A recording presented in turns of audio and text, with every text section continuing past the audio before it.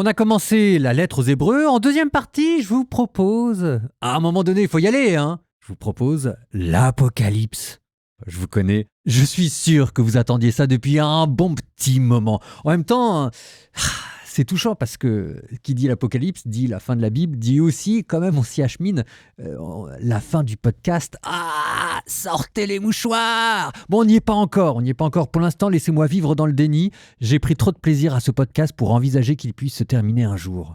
Du coup, vite, parlons de ce livre. Déjà, bonne nouvelle, c'est pas le premier livre d'Apocalypse qu'on va lire ensemble. Ça va nous simplifier la tâche parce que vous avez compris que dans ces livres d'Apocalypse, il y avait un énorme travail symbolique, ce qui fait que généralement, comme les gens ne prennent pas la peine de lire la Bible, je le regrette, mais ce que vous voulez, c'est comme ça, on fait dire n'importe quoi à ces livres-là parce qu'on s'imagine qu'on peut y aller comme ça. Pas vous, pas nous, pas au bout de 350 jours d'études bibliques, quand même. En fait, là-dedans, vous avez à la fois des événements passés que l'Église primitive a subis, des éléments que nous vivons aussi dans notre vie, et ce qui doit arriver à la fin des temps. Et c'est tout ça en même temps.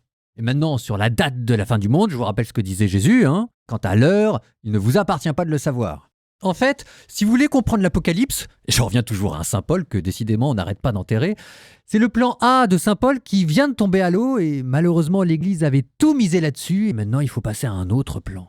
Normalement, le plan A de Saint Paul, c'était qu'il aille plaider sa cause devant l'empereur pour que le christianisme soit religio licta.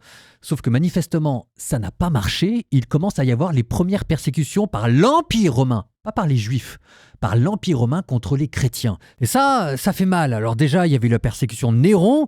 Saint-Pierre et Saint Paul y ont laissé leur vie, mais on pouvait se dire, c'est Néron. Sauf que pas de chance. Il y a un nouvel empereur et ça recommence. Et là, les chrétiens sont obligés de se dire, c'est peut-être pas l'empereur le problème, c'est peut-être l'Empire romain. Mais c'est pas du tout ce qu'avait prévu Paul. Et donc maintenant, on fait quoi? Comment est-ce qu'on va réussir à intégrer ça d'un point de vue théologique? Ça va être quoi la spiritualité? Et les chrétiens sont complètement perdus. Et c'est pour résoudre ce problème-là, pour arriver à comprendre ce que veut dire être chrétien dans un empire qui vous persécute, que là, vous allez avoir l'Apocalypse.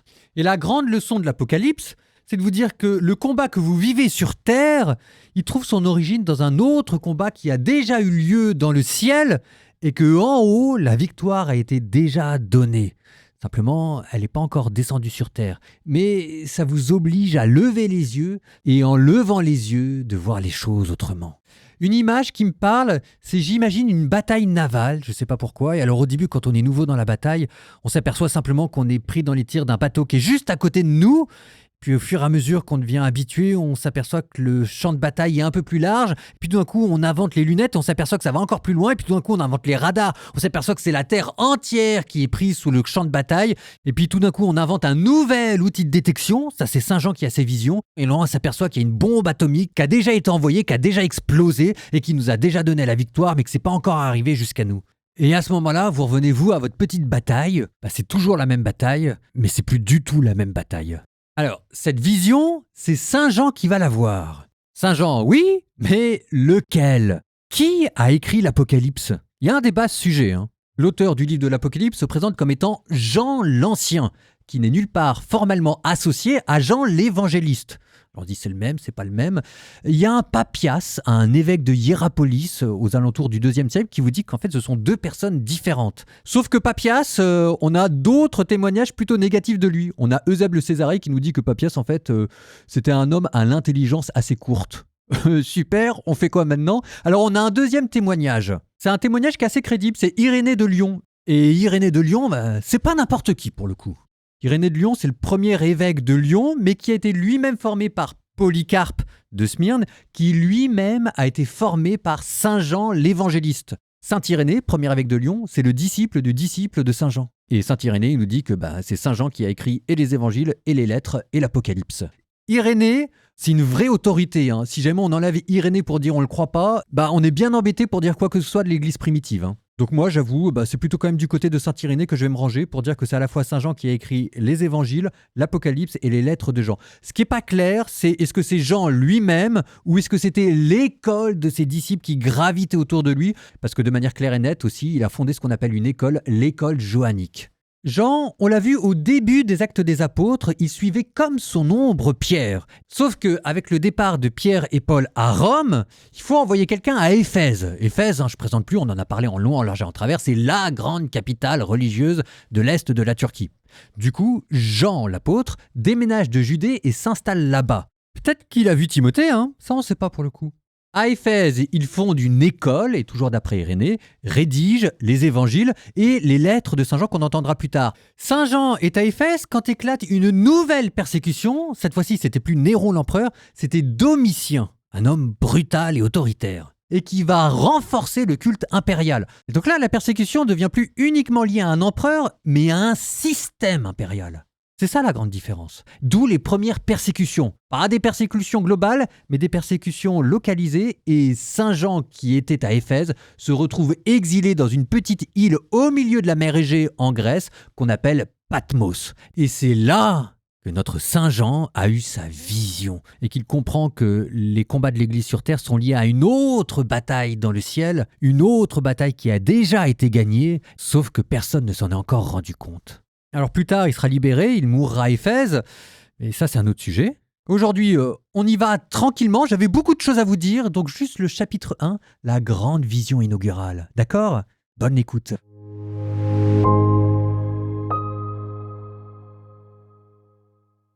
Apocalypse, chapitre 1. Révélation de Jésus-Christ que Dieu lui a confié pour montrer à ses serviteurs ce qui doit bientôt advenir. Cette révélation, il l'a fait connaître à son serviteur Jean par l'envoi de son ange. Jean atteste comme parole de Dieu et témoignage de Jésus-Christ tout ce qu'il a vu. Heureux celui qui lit, heureux ceux qui écoutent les paroles de la prophétie et gardent ce qui est écrit en elles, car le temps est proche. Jean, aux 7 églises qui sont en Asie mineure. À vous la grâce et la paix de la part de celui qui est, qui était et qui vient, de la part des 7 esprits qui sont devant son trône, de la part de Jésus-Christ, le témoin fidèle, le premier-né d'entre les morts, le prince des rois de la terre.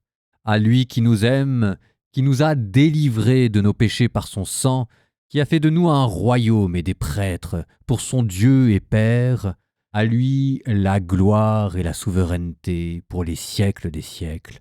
Amen. Voici qu'il vient avec les nuées. Tout œil le verra. Ils le verront, ceux qui l'ont transpercé, et sur lui se lamenteront toutes les tribus de la terre. Oui, Amen. Moi, je suis l'alpha et l'oméga, dit le Seigneur Dieu, celui qui est, celui qui était et qui vient, le souverain de l'univers. Moi, Jean, votre frère, partageant avec vous la détresse, la royauté et la persévérance en Jésus, je me trouvais dans l'île de Patmos à cause de la parole de Dieu et du témoignage de Jésus. Je fus saisi en esprit le jour du Seigneur, et j'entendis derrière moi une voix forte, pareille au son d'une trompette. Elle disait : « Ce que tu vois, écris-le dans un livre et envoie-le aux 7 églises, à Éphèse, Smyrne, Pergame, Thyatire, Sardes, Philadelphie et Laodicée. » Je me retournai pour regarder quelle était cette voix qui me parlait. M'étant retourné, j'ai vu 7 chandeliers d'or, et au milieu des chandeliers, un être qui semblait un fils d'homme, revêtu d'une longue tunique, une ceinture d'or à la hauteur de poitrine. Sa tête et ses cheveux étaient blancs comme la laine blanche, comme la neige, et ses yeux étaient comme une flamme ardente. Ses pieds semblaient d'un bronze précieux affiné au creuset, et sa voix était comme la voix des grandes eaux. Il avait dans la main droite 7 étoiles. De sa bouche sortait un glaive acéré à 2 tranchants. Son visage brillait comme brille le soleil dans sa puissance. Quand je le vis, je tombai à ses pieds, comme mort. Mais il posa sur moi sa main droite en disant : « Ne crains pas, moi je suis le premier et le dernier, le vivant. J'étais mort, et me voilà vivant pour les siècles des siècles. Je détiens les clés de la mort et du séjour des morts. Écris donc ce que tu as vu, ce qui est, ce qui va ensuite advenir. » Quant au mystère des 7 étoiles que tu as vues sur ma main droite et celui des 7 chandeliers d'or, les 7 étoiles, ce sont les anges des 7 églises, et les 7 chandeliers, ce sont les 7 églises.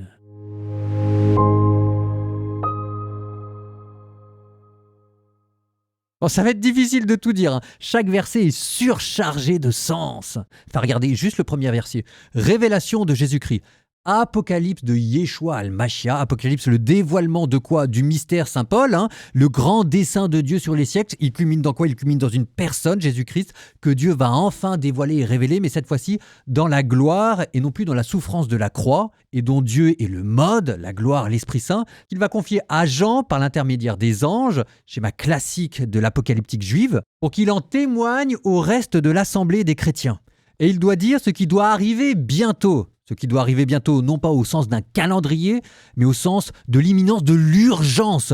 C'est quoi l'urgence pour une église qui pour la première fois est confrontée à la persécution d'un empire? Je vous l'avais dit, hein, ces persécutions, c'est une nouveauté qu'il faut intégrer d'un point de vue théologique. Hein. Eh bien, ce que vous dit le verset 3, c'est que le but de ces visions, c'est de pouvoir introduire ces fidèles persécutés dans la béatitude sur terre. Verset 3, « Heureux celui qui lit, c'est-à-dire celui qui médite, heureux celui qui écoute, c'est-à-dire qui croit, heureux celui qui garde ce qui est écrit en elle, c'est-à-dire qui les pratique. » Alors, on va aller tout de suite à ce qui, moi, me paraît être le cœur de ce chapitre, la vision inaugurale, Jean qui voit le Fils d'homme. Je me retournai pour regarder quelle était cette voix qui me parlait. J'ai vu 7 chandeliers d'or, et au milieu d'un chandelier, un être qui semblait un fils d'homme revêtu d'une longue tunique. Alors on vous le décrit après. La tête qui est blanc, c'est le symbole de l'éternité. Les yeux comme des flammes, c'est le symbole de l'omniscience. Les pieds en bronze, littéralement en oricalque, c'est le symbole de la stabilité, de la puissance. La voix comme le fracas des grandes eaux, c'est la voix créatrice qui avait ordonné le ciel et la terre. Dans la main droite, il y a 7 étoiles. C'est l'autorité souveraine sur les anges, mais aussi sur les églises. La ceinture en or, c'est le pectoral du grand prêtre. Dans la bouche, il y a l'épée aiguë, qui est le jugement par la parole. Enfin, n'en jetez plus, vous voyez, on peut le prendre et simplement le méditer verset après verset. Ce que je remarque, et ça vous a peut-être frappé aussi, c'est qu'en fait, cette vision, on l'avait déjà vue. Souvenez-vous dans l'Ancien Testament. Et celle-là, on est content de l'avoir lu. On l'a déjà vu dans le livre d'Ézéchiel, repris par Daniel, ce fils d'homme qui est arrivé. Cette grande vision, je vous avais dit qu'il y avait dans l'Ancien Testament une vision par-dessus toutes les autres visions. La vision de la gloire divine, la mystique du chariot divin. Ézéchiel, la grande vision inaugurale, quand on avait vu les 4 vivants avec le trône de Dieu, et puis sur le trône, un fils d'homme qui arrivait. Ça, c'était le livre d'Ézéchiel. Comment est-ce que cette vision avait été reprise par Daniel, qui avait commencé à parler des bêtes qui arrivaient avec des grandes cornes à gauche et à droite, c'était la lutte du bien contre le mal. Cette grande vision qui hante l'Ancien Testament, c'est celle que Saint Jean a eue. Sauf que lui l'a eu dans la pleine gloire et que, ayant le Christ comme clé de lecture, il a vu des choses que ni Ézéchiel ni Daniel n'avaient vues. Et ce qu'il va faire, c'est qu'il va reprendre cette grande vision, mais qu'il va disséminer tout au long du livre de l'Apocalypse. Là, on a vu le Fils d'homme. Plus tard, on aura les 4 vivants, on aura encore le trône. Et on verra comment cette vision qu'avaient eu les plus grands prophètes de l'Ancien Testament, le sommet de la mystique juive, culmine en fait dans le retour du Christ sur terre. Oh, bienvenue dans l'Apocalypse. Au nom du Père et du Fils et du Saint-Esprit, Amen. Seigneur Jésus, toi le premier et le dernier, toi qui étais mort et qui es vivant pour les siècles, ouvre mes yeux à ta gloire. Mets en ma bouche ton évangile, garde-moi dans ton nom, car c'est toi qui as les clés de la mort et de la vie. À toi l'honneur, la gloire et la puissance, pour les siècles des siècles.